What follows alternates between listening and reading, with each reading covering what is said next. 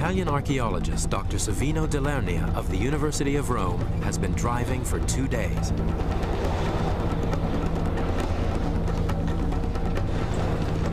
Ahead of him lies his destination, the Akakos Mountains in southwestern Libya. It's a North African country. To the west is Algeria. To the east, Egypt. This inhospitable terrain has driven away all but a handful of Tuareg nomads, but it was once home to a family who mummified their child. Year after year, Savino returns to this majestic landscape, hoping to uncover its secrets. It all began 40 years ago with the discovery of the little mummified boy, Juan Mahujaj. He took his name from the rock shelter where he was found. It has taken Savino and his colleagues decades to reveal the full significance of this discovery. I think that mummy and the rock shelter really started the archaeological and historical reconstruction of the ancient civilizations here in the Sahara. We think of Libya's population today as largely Middle Eastern, yet the team still believed that thousands of years ago this area was inhabited by black Africans from the south. But apart from some rock art depicting black hunters, archaeologists had no proof of this. The mummy changed all that. The significance of the black mummy is very great. We have the first evidence of black people in the area, that it was supposed to be, but we hadn't hard evidence of this. This was the beginning of an extraordinary quest that would ultimately reveal an unknown African culture.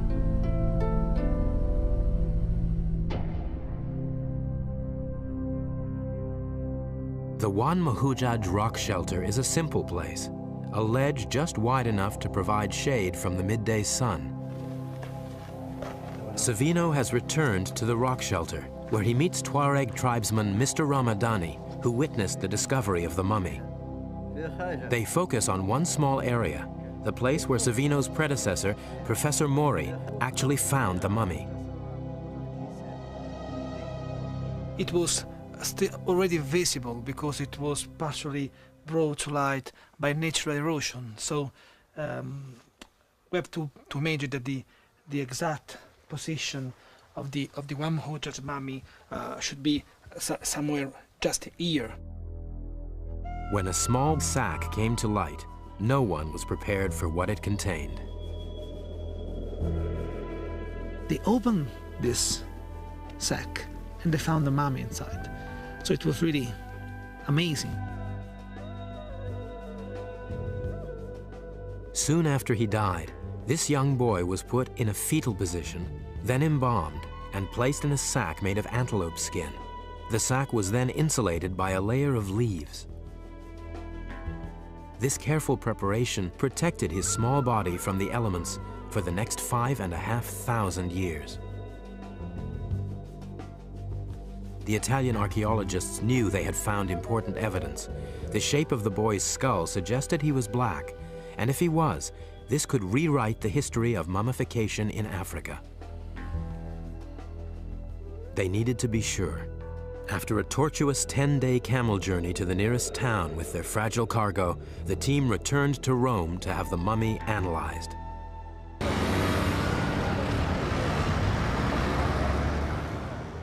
Dr. Giorgio Manzi of the University of Rome is the world's foremost expert on human remains in Libya, and his department boasts an impressive collection of Libyan skulls. The reason why the members of the Italian team in the 50s inferred that the child was a black child, a Negro child, is mainly a consideration of his face, especially the length here of the root of the nose, or also here, the moving forward of the mouth. The mummy's teeth also revealed his age at death. When the Italian team first examined the Juan Mahujaj child, they looked at the teeth and found that he was very young. Especially using X-rays, it was easy to determine the exact age, looking at teeth still in the bone, in the alveolus. So the team had established that Juan Mahujaj was a black, 2.5-year-old boy. But it was the results of the carbon dating which were so amazing. Juan Mahujaj was 5,600 years old. This made him the oldest black mummy ever found in Africa. But where did he come from? Who had mummified this boy 1,000 years before the Egyptians supposedly invented mummification in Africa? The origins of Juan Mahujaj, the Black Mummy, were a mystery. To find out more about the boy, Savino returns to the Tripoli Museum where the mummy now rests. I think the most impressive evidence of mummification is the skin on the skull. You can see all around the skull the skin of the child. You can see here, just along the spine and rib cage, we have a lot of skin, which is really very, very rare to be found. You see here the remains of this organic matter. This is really the remains of the true interior of the mummy.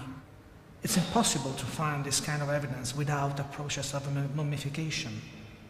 Another point is the first act of mummification is a cut along the stomach and the removal of all the interiors. And probably they put something in, inorganic matter, just to stop any kind of bacterial activity inside, as much as the Egyptians did in the Nile Valley.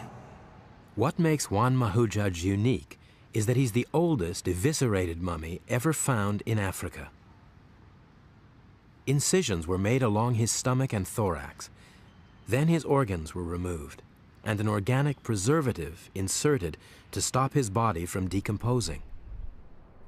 And it was this process which put the Black Mummy on the world stage. Academics, like mummy expert and Egyptologist Dr. Joanne Fletcher, were intrigued. I first became interested in the Black Mummy probably around 15 years ago with the publication of a major work on mummification all over the world. The key point of interest in the Black Mummy is the fact that it's been eviscerated. The internal organs have been removed from the chest, from the thorax, and of course from the abdomen. And because of this very sophisticated form of evisceration, what we have is essentially the earliest form of complete mummification yet found in Africa. And it's interesting that everybody always goes to Egypt as the home of mummification. And yet, in fact, from the dates of the Black Mummy, there's certainly nothing like that going on in Egypt at that time. So my question to myself was, did this Black Mummy in any way contribute to the later Egyptian practice of complete mummification, or did the two traditions develop independently?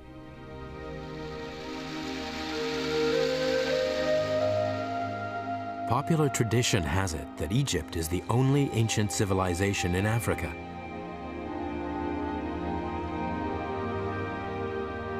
Its art and religion were renowned, and according to the Orthodox view, it was definitely the home of African mummification. But there are those who believe that the Black Mummy is challenging this established school of thought. Professor David Mattingly specializes in Saharan civilizations. When a mummy is discovered somewhere in the Central Sahara, it's perhaps not surprising that the average person in the street might assume the direct involvement of Egypt somewhere in this process. And I think it's a common image that Egypt is like a searchlight shining out, illuminating those dark spaces of the Sahara. And yet, Juan Mahujaj was artificially mummified 1,500 miles to the west of the Nile Valley, and 1,000 years before Egyptians were eviscerating their dead. Was it possible that the ancient Egyptians did not invent mummification in Africa? And if the Egyptians didn't prepare the mummy, who did? It really does beg the question, who on earth could achieve such a remarkably preserved corpse? I mean, who were these people that could do this. I mean, I personally know very little about them. So where did they come from? How did they achieve this incredible high standard of mummification at such an early date?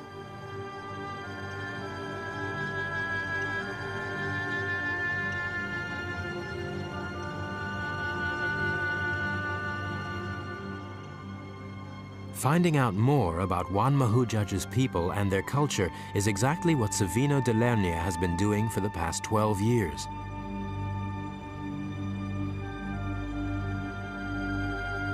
His search for answers began in the rock shelter of Juan Mahujaj, where careful excavations have yielded vital clues.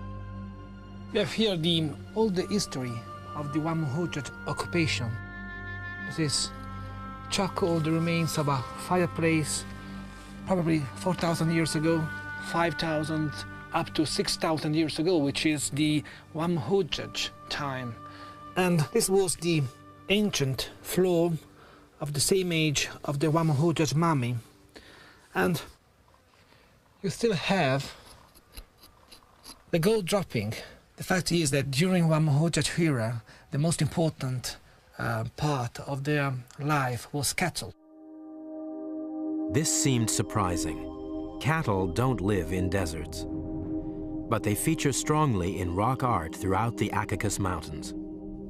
More than 50% of the paintings from the Juan Mahujaj period were cattle. So this really explains the importance of this animal 6,000 years ago.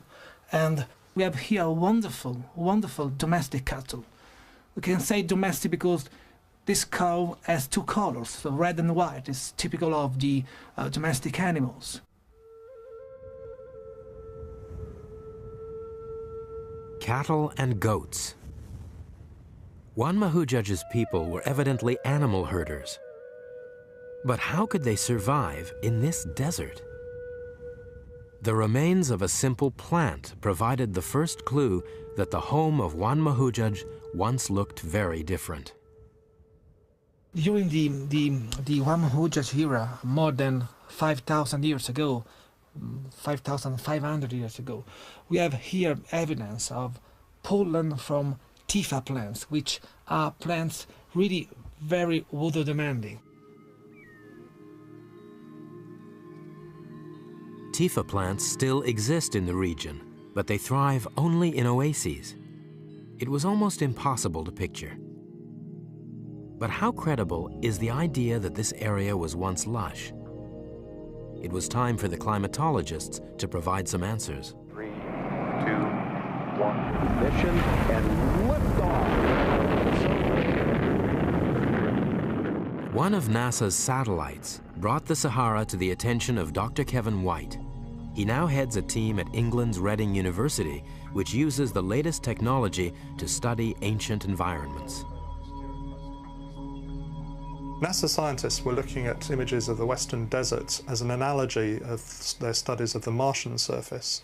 And they were looking at it using radar instruments and comparing those with more conventional satellite images. And they discovered a whole series of buried river networks underneath what is now a sand sheet. The radar penetrated the desert surface to reveal an ancient system of river channels that once fed into vast lakes. So in this area we can see a very dense, interconnected network of river channels, which is completely invisible in the optical image on the left. These lakes dried up long ago and are now what the scientists call paleo lakes. Kevin White is using this technique to uncover similar channels in Libya's Central Sahara. But it is the paleo lake sediment that Kevin is most interested in because it tells the story of the past. Lake sediments tend to capture a lot of information about what was going on in the surrounding slopes and the surrounding landscape, and we can start to reconstruct vegetation communities.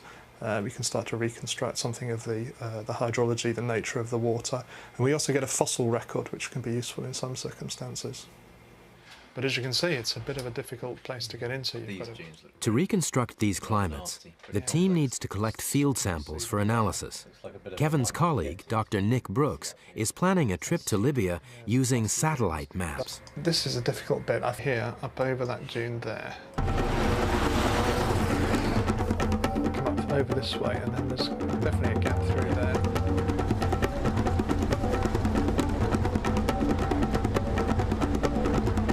So this is easy. Yeah. Then you've just got one more little dune to get over there.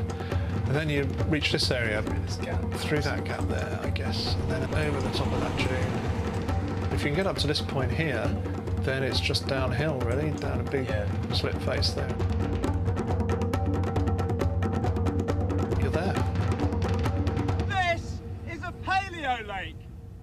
We know people were living here around about the time of Wan Mahujaj because we found pottery and stone tools from around that period.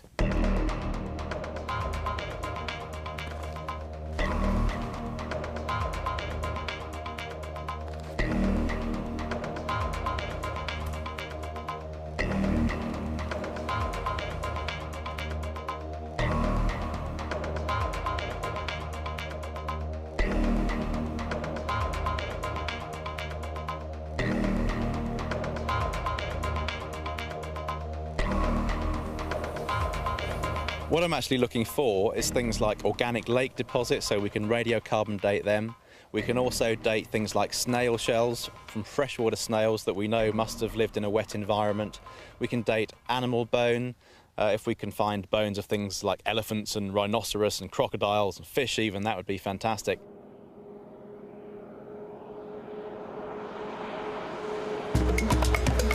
Taking the route up. Nick and Savino are colleagues. They're heading for a dry riverbed a few hours from the Wan Mahujaj rock shelter. Could the evidence at this site prove this area once looked very different? So what was your favourite out of the whole suite of engravings we've got up in Masandouche? My favorite one, Yeah. actually, is the cat-like figures. Yeah. It's really amazing. Yeah.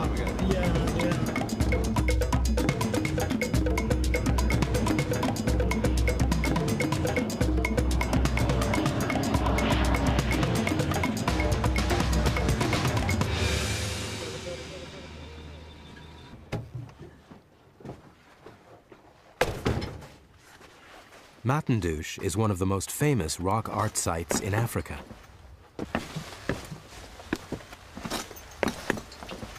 You can see the rhino here upside down with the two human figures, still the some kind of axe, hand axe here.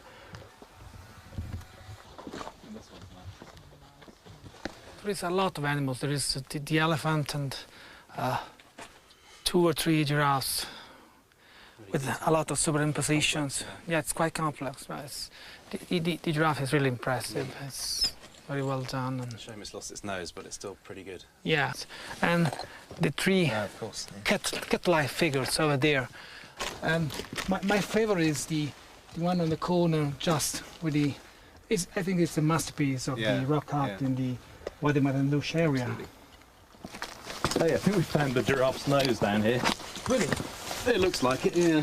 Yeah, you're So right. there we go. Yeah, you're right. It hasn't gone far.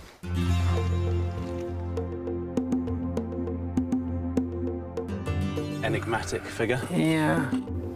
All the animals depicted here live only in savannas, but it was the next carving that completed the picture for Nick. This is one of the most famous rock art engravings here in Wadi Masandouche. It's the representation of a crocodile with a wild fauna style, which is believed to be the oldest style of rock art here in Wadi Masandouche. It's really spectacular. And we know that things like elephants and giraffe and some of the other big animals can live in quite dry environments. Not as dry as we've got here today. Yeah. But this is really the final proof. This was a river, you know. Crocodiles don't live in arid environments. Yeah, absolutely. So looking at the carvings on the rock face here, we can, with a bit of imagination, speculate about what the landscape would have been like, what would have been going on. We'd probably be standing at the water's edge here. maybe when it was a seasonal river or something. We would have had maybe some hippos down here in the shallows. This probably would have been a dangerous place to stand because we would have had crocodiles coming out of the water onto the banks. There's a lot of animals, wild animals, just in the place. Perhaps elephants coming down to the water. Over there where we would have had a savanna landscape, and I saw a lion on the rock carving, so perhaps we would have had lions hunting the giraffe and hunting gazelles or whatever, as well as the people that were here hunting the animals. It's a piece of African landscape. Just like you'd see in southern Africa today, like Zimbabwe or Tanzania or Kenya today, parts of those countries.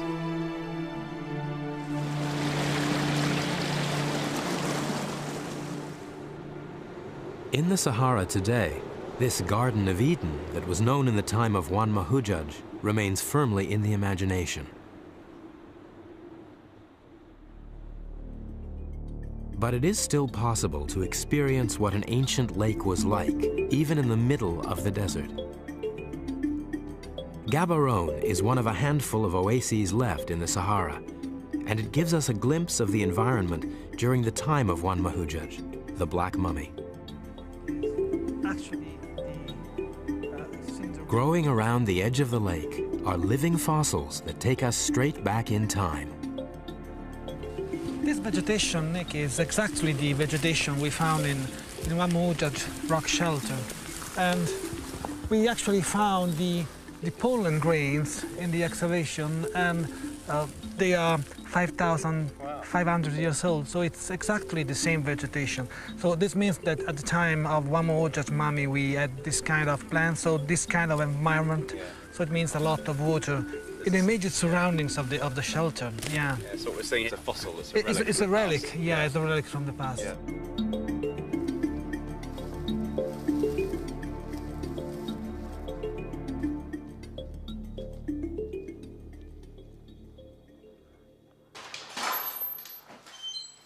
Dr. Nick Brooks returns to Reading. Analysis of their paleoclimate data has given Kevin enough information to produce an environmental model going back 10,000 years. Let's finish off this little landscape model and I'll show you what we've got. It's pretty exciting. Okay, let's give it a try. The lake's reconstructed according to our field data. So we're going right quite deeply into the sand sea here. Yeah. It's easier flying over it than driving through it. And that's a lot quicker on here. The model takes us back from the arid present day, through the time of Juan Mahujaj, to when the Saharan climate changed dramatically, covering the dunes with vegetation and turning the valleys into lakes. It all happened 10,000 years ago, when a shift in the Earth's axis caused the tropical monsoons to penetrate further north, right into the central Sahara. And with these rains came the ancestors of Juan Mahujaj. 10,000 years ago, humans, black humans coming from the south, following the monsoon belt, occupied the central range of the Sahara. This led to the first occupation of the central Sahara, and we have these black people in the central ranges, in the Caucasus Mountains and in the immediate surroundings. And they were not the only ones. Around 7,000 years ago, people from Mesopotamia and Palestine arrived, introducing cattle and goats into the central Sahara. So we can imagine that the central Sahara, the Caucasus Mountains, has been one of the first world melting pot, because we have black people coming from the south and say something like white people coming from the Near East and probably Eastern Sahara. Today in Libya, you can see the legacy of this early melting pot. Walking down the streets of present-day Libya, I'm always struck by the incredible diversity of humanity that one encounters, and that reflects broadly the sort of crossroads position of Libya within the Mediterranean with its Saharan hinterland. Libya's been a great melting pot throughout its history, but what's really surprising is how far back in time that goes, this intermingling of white Mediterranean types with Negroid Saharan types. And that we can see very clearly from this work in the Central Sahara. This ethnic diversity explains some intriguing rock art that initially puzzled Savino. The face of these people are not black as one Mahujaji, but they are white. And you can see this looking at the profile of the face and to the style.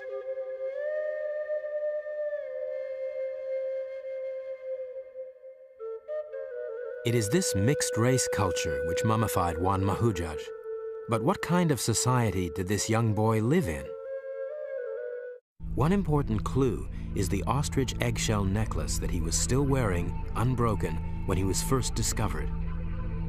We still have some few beads of a necklace of ostrich eggshells. In ancient societies, the inclusion of grave goods indicated ritual and ceremony. And the mummification process suggested something else. Even though Juan Mahujaji is the only complete Saharan mummy ever found, these people had been mummifying their dead for hundreds, if not thousands of years before the boy died. The thing about the Black Mummy is the very sophisticated form of evisceration. Now, this is a really sophisticated form of mummification, and it wouldn't have just appeared from out of nowhere. The Black Mummy is obviously almost the end result of a very complex development in this very highly skilled procedure. Was Juan Mahujaji mummified because he was special? The family of Juan Mahujaji, we can say, was not particularly rich or particularly powerful. The fact is that this kind of pastoral society were quite egalitarian in their social organization. The fact that this is a very small child that's been mummified with a great deal of care and attention suggests that this is a society which doesn't necessarily judge individuals by their achievements.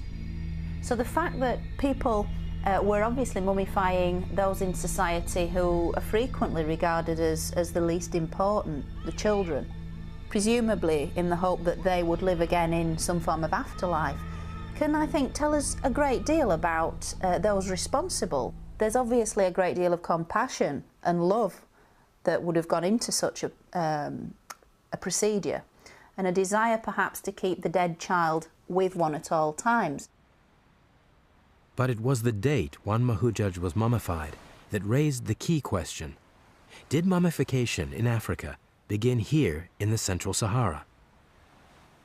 We have here, really, in this very place, the oldest mummy in Africa. Is more than 5,000 years old and is at least 1,000 years older than the Egyptian mummies. So this means that the mummification process, the mummification knowledge, wasn't born in Egypt, and we have here the first evidence of this. So it's really very tempting to suggest some kind of, say, movement or some kind of circulation of ideas from Central Sahara spreading out up to the Nile Valley. So it is really tempting to do this, but as an archaeologist, I need hard evidence to do this. Savino knew that many of the descendants of the Black Mummy had been forced to move out of the Central Sahara just 500 years after his death. The environmental work confirmed another dramatic climatic change around 5,000 years ago, returning the Sahara to its present arid state. Again, you have to imagine that the prehistoric times were heavily affected by climatic changes, and climatic changes were very, very hard in this part of Africa. So some 6,000 years ago, and once again 5,000 years ago, we had arid crisis here, and people had to move. Was it possible that Juan Mahujaji's people had moved east to the fertile Nile Valley, taking with them their mummification knowledge? Or had the two traditions evolved independently of each other?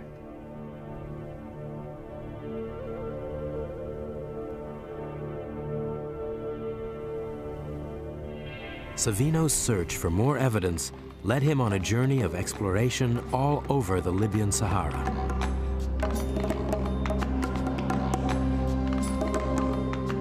Was there a link between the Saharan culture and the society of Egypt's Nile Valley? And more intriguingly, were there any other Saharan innovations which influenced ancient Egypt? The search took years. But eventually he found his first clue. It was an unremarkable pile of rocks on a boulder-strewn plain called the Mesak, just 60 miles from the Wad Mahujuj rock shelter. It was like finding a needle in a haystack. Savino had stumbled onto a mysterious monument which would prove that cattle held a ritual significance in the lives of the Saharan people. It included bloody ritual slaughter. Here was evidence of a cattle cult. The engraving of this cattle, when I discovered it, told me that probably this monument had something to deal with the cattle cult. And so I decided to excavate this circular monument, and we found the bones and charcoal of cattle. So this was really the very first hard evidence, archaeological evidence of some kind of ritual connected to the cattle cult. Cattle bones, dated around the time of Wad Mahujuj, were buried in a circular stone monument with a diameter of almost 10 feet, and pottery was left as ritual offerings. The discovery of the ritual areas for the slaughter of sacred cattle in Libya, in the Saharan cultures, very much puts me in mind of later practices in Pharaonic Egypt, whereby cattle were ritually slaughtered within the temple precincts and then offered as the sacred offering on a daily basis to the gods in question.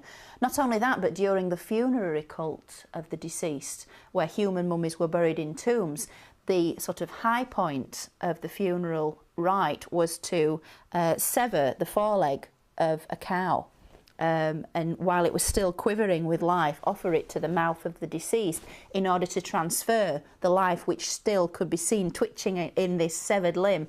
This would be then transferred into the body of the deceased human, with the hope, the fervent hope, that these people would then live again in the afterlife. And so you have cattle used as a means to transfer sacred power, sacred knowledge, sacred energy, if you like, into deceased humans. And so you have this sort of symbiotic relationship between human and animal that's very clear in Pharaonic Egypt, and as we're seeing in the Saharan cultures, equally clear further west. So the Egyptian idea that cattle provided a channel between humans and gods was not a new one. In fact, the cattle cult had been present in the Central Sahara for thousands of years before it reached its zenith in the Nile Valley. It's quite tempting to suggest that some kind of relationship actually should exist between this important, huge cultural evidence of cattle cult in the Sahara and the rise of cattle cult in the Egyptian ideology. I think it's quite likely.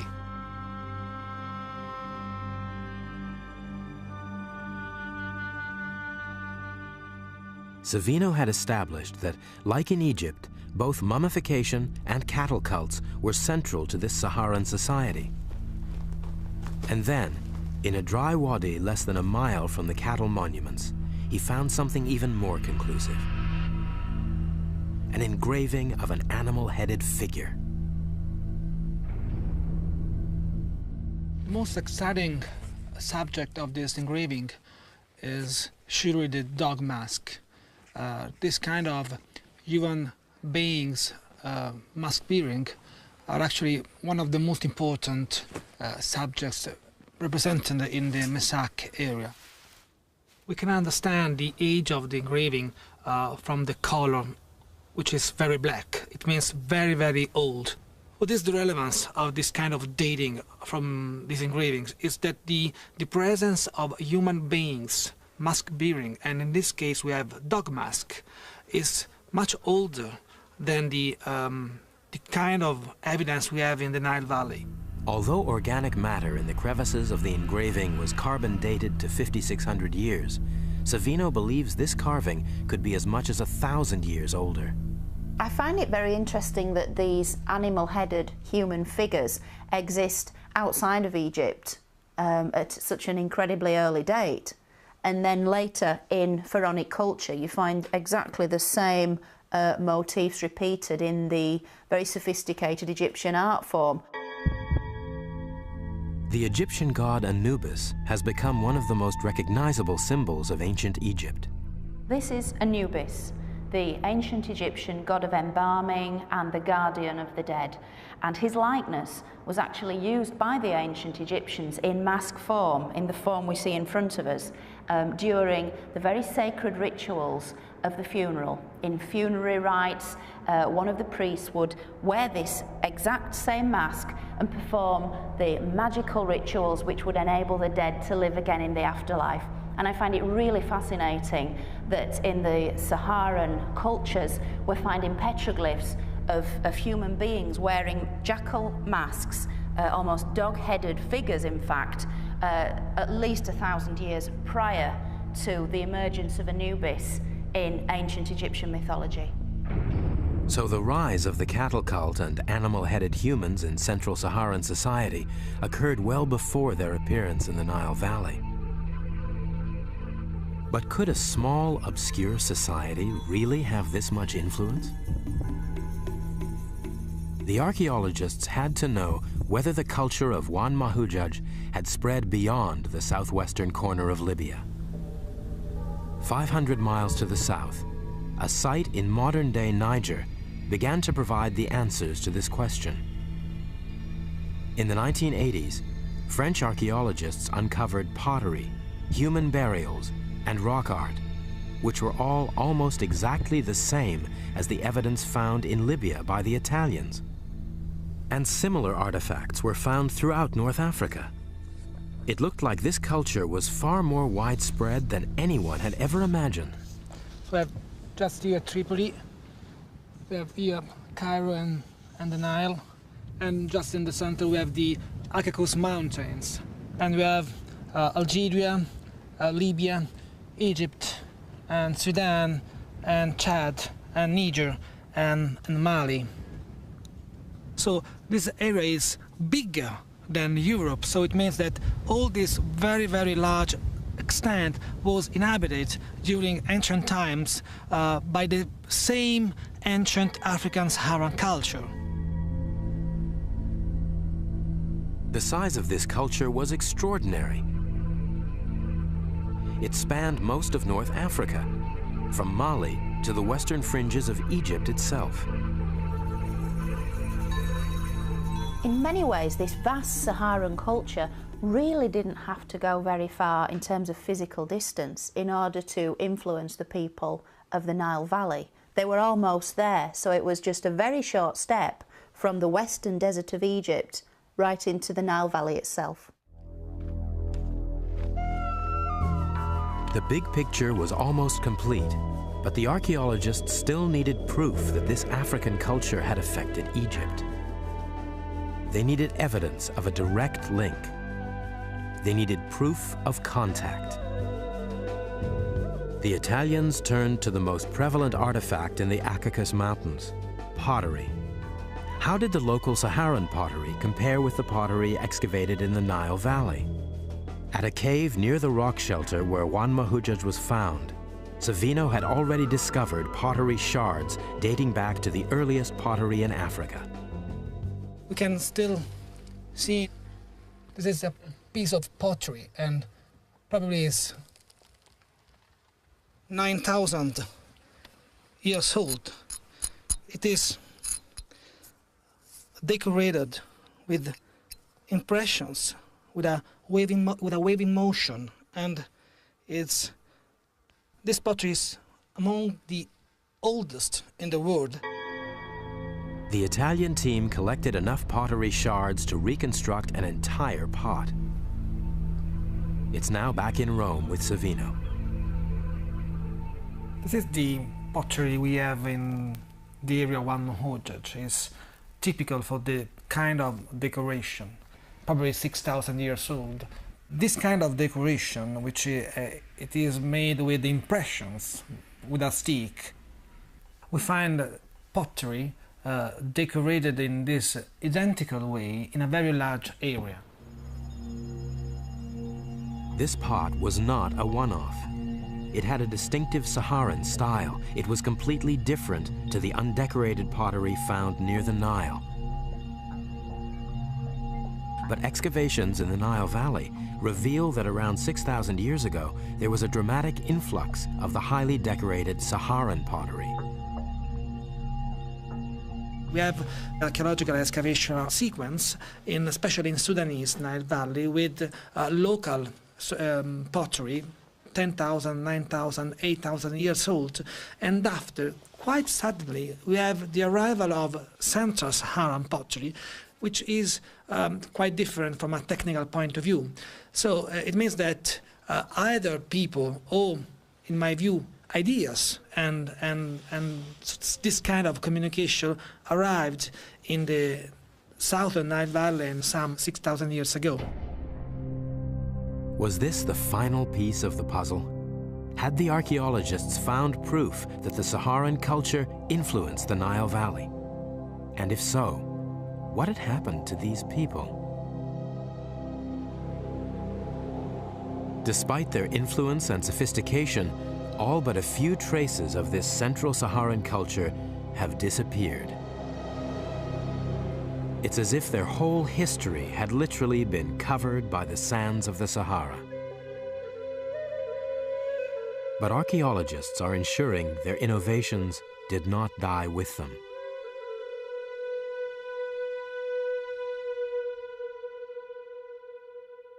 The heritage of ancient Egypt and the Central Sahara have been incredibly intertwined over the last 10,000 years. But if we go back to about 5,000 to 8,000 years ago, I think we find a period in which the relationship was expressed in a rather different way to the sort of common model that we have today. Instead of that searchlight shining out from Egypt, illuminating the desert, maybe we need to think about a desert culture which is shining many little lights on a fledgling Egypt in the Nile Valley, and that's actually going to play a very important role in the formation of ancient Egypt itself. The very beginning of Egyptian traditions were, in my view, were influenced by some Saharan tradition, and we can see this in the technology of pottery, we can see this in the decoration of pottery, and even pastoral activity, because the domestication, cattle domestication, was just in the Sahara. It wasn't in the Nile Valley. So this means that we have a lot of cultural knowledge, Saharan knowledge, which has been spread in much part of northern Africa, including Nile Valley. I find it quite extraordinary that this Central Saharan civilization shows all the features we generally associate with later Egyptian pharaonic culture, and mummification is a prime example. There are definite links between the two cultures. As to which came first, most Egyptologists would like to think Egypt, but I think a lot of this information from the Saharan cultures really must make us think again.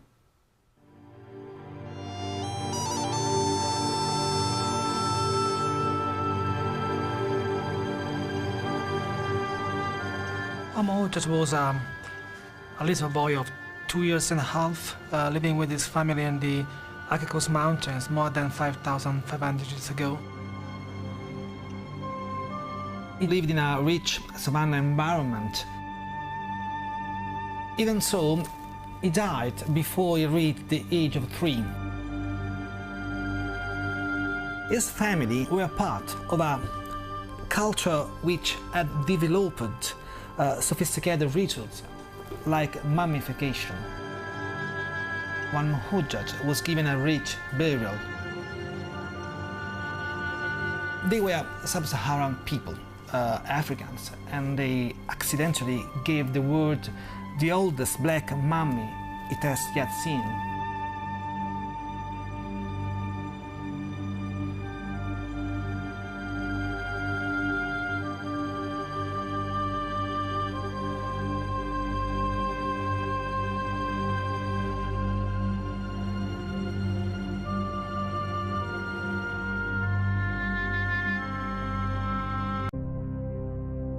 The Wan Mahujaj rock shelter is a simple place, a ledge just wide enough to provide shade from the midday sun.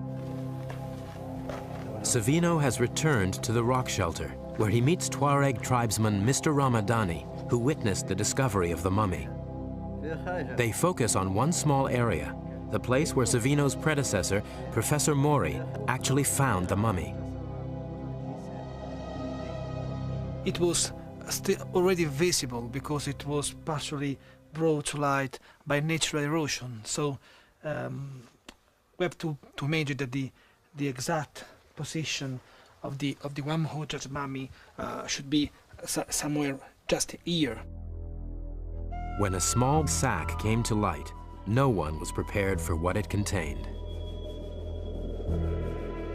They opened this sack and they found the mummy inside. So it was really amazing. The members of the Italian team in the 50s inferred that the child was a black child, a Negro child, is mainly a consideration of his face, especially the length here of the root of the nose, or also here, the moving forward of the mouth. The mummy's teeth also revealed his age at death. When the Italian team first examined the Wan Mahujaj child, they looked at the teeth and found that he was very young. Especially using X-rays, it was easy to determine the exact age, looking at teeth still in the bone, in the alveolus. So the team had established that Wan Mahujaj was a black, 2.5-year-old boy. But it was the results of the carbon dating which were so amazing. It has taken Savino and his colleagues decades to reveal the full significance of this discovery. I think that mummy and the rock shelter really started the archaeological and historical reconstruction of the ancient civilizations here in the Sahara. We think of Libya's population today as largely Middle Eastern, yet the team still believed that thousands of years ago this area was inhabited by black Africans from the south. But apart from some rock art depicting black hunters, archaeologists had no proof of this. The mummy changed all that. The significance of the black mummy is very great. We have the first evidence of black people in the area, that it was supposed to be, but we hadn't hard evidence of this. This was the beginning of an extraordinary quest that would ultimately reveal an unknown African culture.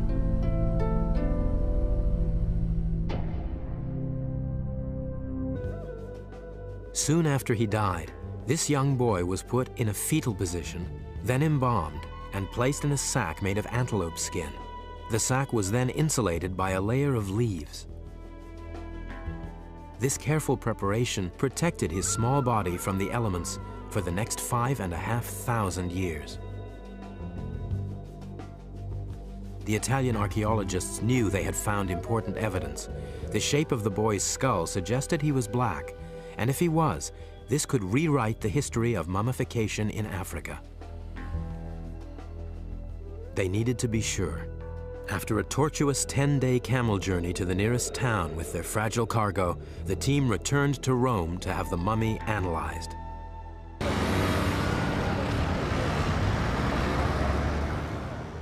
Dr. Giorgio Manzi of the University of Rome is the world's foremost expert on human remains in Libya, and his department boasts an impressive collection of Libyan skulls. The reason why Italian archaeologist Dr. Savino Delernia of the University of Rome has been driving for 2 days.